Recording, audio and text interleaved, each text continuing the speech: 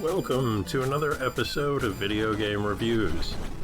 So today we're going to be talking about Bloodstained, Curse of the Moon, Part 2 on the Nintendo Switch. Now, if you saw my review for the first Curse of the Moon on Nintendo Switch a week or two ago, then you'll know that I absolutely love that game. I can't say enough good things about it. It is my favorite game on the Switch and one of my favorite games of all time. So how does this sequel stack up? Well, if I personally give the first Curse of the Moon a solid 10 out of 10, which I do, I would say the sequel for me gets, I don't know, maybe an 8, probably an 8 out of 10. Would I still recommend the sequel? Sure I would. But I would say definitely get the first game first, because I think it's just flat out superior. So, let's I guess first talk about the pros, or what this sequel does right. I feel like the graphics are more colorful, maybe. I feel like the backgrounds are probably a bit more detailed. The music is still good. And one of the bigger things, I think, for me in this sequel that it really got right, most, if not all of the boss battles, if I remember correctly, are large and spectacular. Whereas in the first game, the bosses were kind of hit or miss in that regard. So what am I less enthused about with this sequel? Like, why is it getting a lower score? Well, first of all, it's more expensive than the first game, if I remember correctly, and it is a longer game. So that, I guess you could justify it that way, but I do feel like it's more money for an inferior game. Okay, so why do I think that? Well, first of all, the first Curse of the Moon felt very much like a Castlevania game with a different name. And this one feels less like a Castlevania. And I'm not positive, but I suspect that was maybe intentional, like they're trying to set themselves apart as their own thing or their own series a little bit. They're trying to kind of branch out and distinguish themselves, which can be a good thing, but in this case, quite frankly, nobody else is stepping in to fill those Castlevania shoes. You know what I'm saying? Like, if you want new Castlevania games, especially new old school Castlevania games, this is pretty much it. This is where you can go to try and get that fix. And so honestly, I feel like they really should stick to the formula, because it fills a need that nobody else is currently filling. Now, you might be looking at these videos and thinking, I'm not sure, dude. Like, I'm not too sure. It looks pretty Castlevania to me, so I guess let me tell you what I mean by that. So first of all, let's start with this. One of the coolest aspects to me about the first game, about the first Curse of the Moon, is that when you beat a level and you rescue a secondary character, you can choose to recruit them, to not recruit them, or to kill them and gain a power. And that whole mechanic is gone from this game. And I feel like that's a real loss. I feel like that was a real perk to the way that the first game played and the number of different ways that you could experience that first game. And so why you would take that out, I'm not really sure.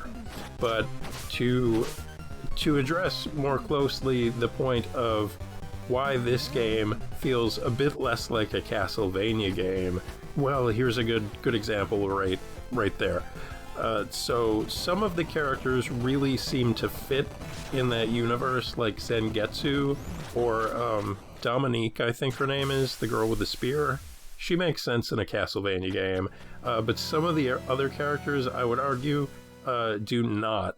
Namely, you get this military guy with like a sniper rifle, who just, he's cool and he plays well, don't get me wrong, but he does detract somewhat from, I guess, like, the feeling of the world that they're trying to create, or that in my mind they should have been trying to create. And then you've got this other character, which is just Japanese anime random silliness. It's a wolf piloting a mech. And again, don't get me wrong, like, from a gameplay perspective, the character is super useful.